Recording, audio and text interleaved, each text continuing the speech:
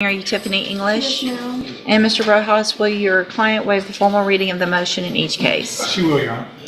Ms. English, in 18-30705, I have a motion to revoke your unadjudicated probation. It shows that you were placed on probation June 10th of 2019 for the offense of assault on a peace officer, a second-degree felony, and that was a 7-year deferred probation. Is that correct? Yes, ma'am. From the very beginning, this is no ordinary hearing. It's a probation revocation, and the stakes couldn't be higher. One wrong move and everything falls apart. You can feel the tension in the room right from the start. In cause number 19-31722, I also have a motion to revoke your unadjudicated probation.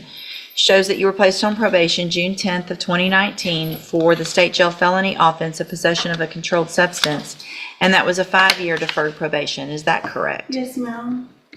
And Judge, I just want to clarify for the court's knowledge, I spoke with Ms. Cole.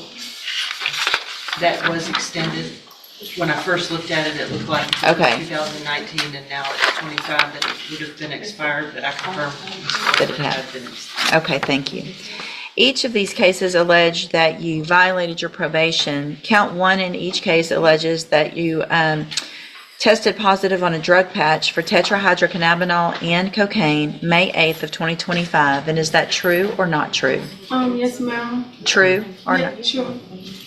Count 2 in each case alleges that you failed to provide verification of completing a job search. And is that true or not true? Yes, true. And there it is, a straight-up admission. When a defendant pleads true, they're essentially handing the prosecution everything it needs. No dramatic trial, no back and forth, just consequences waiting to happen. In each case alleges that you are behind in your court-assessed fees. Is that true or not true? True. Count 4 in each case alleges that you failed to successfully complete the SafeP program. Is that true or not true? True. Did you enter your pleas of true to counts 1 through 4 freely and voluntarily? Yes, ma'am. And did you plead true to those counts because they're actually true? Yes, ma'am. In each of these cases, I have here on the computer some documents that have your signature on them that the state's marked as exhibit number 1. Before you signed these, did you go over them with Mr. Rojas? Yes, ma'am. Do you fully understand them? Yes, ma'am. And do you understand if I follow the agreements that you've made with the district attorney, you will be waiving or giving up any right to appeal? Yes, ma'am. State tenders number 1 in each case? No objection. It's admitted in each case. Is there any evidence that Ms. English is not competent? No, Your Honor. All right, ma'am. In each of your cases, I'm going to find that you entered your pleas of true to counts 1 through 4 freely and voluntarily. Find those counts true. In cause number 18-30705, find sufficient evidence to find you guilty, and at this time find you guilty of assault on a peace officer. Sentence you in accordance with your plea agreement to a term of 3 years in the institutional division of the Texas Department of Corrections. You will receive credit on that sentence for any time that you've been in custody that the law gives you the right. Just like that, 3 years. No long speech, no emotional moment, just a decision and a sentence. That's the reality of plea deals. They move fast, but the outcomes are heavy. The real question is, was it worth it? In cause number 19-31722, also find sufficient evidence to find you guilty, and at this time find you guilty of possession of a controlled substance. Sentence you in accordance with your agreement to a term of 18 months in the state jail prison. You will also receive credit on that sentence for any time that you've been in custody that the law gives you the right to receive. These 2 cases will run concurrently, which means together at the same time. I'm handing you the trial court certifications in each of your cases that shows these were agreements that I followed, so you have waived your right to appeal. I have also handed you a written admonishment regarding your ineligibility to possess a firearm or ammunition. Yes, ma'am. Because of the judgments entered against you, you're ineligible under Texas law to possess a firearm or ammunition. Possession of a firearm or ammunition could lead to charges against you. Firearm is a legal term, and you should read that written admonishment I provide you to see what devices qualify as a firearm.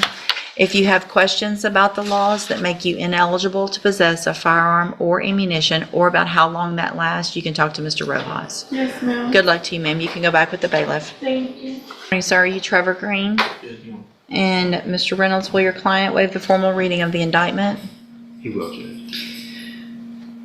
Just, excuse me, before we get going, I'd like to point out that The grandmother of the victim is here in the courtroom today, Millie Stoker. She's not only the grandmother, but she's essentially acted as a mother figure for the victim in this case, raising him since he was like 4 days old. 4 days old. Okay. And I've discussed the plea agreement with her, and she's in agreement with it. Thank you for being here, ma'am. All right, so Mr. Green, in cause number 250524, you're charged with the first-degree felony offense of murder from April 28th of 2025, and how do you plead to that charge? Yes. Are you pleading guilty freely and voluntarily? Now, here's something most people don't catch. Concurrent sentences may sound like legal jargon, but it actually works in the defendant's favor.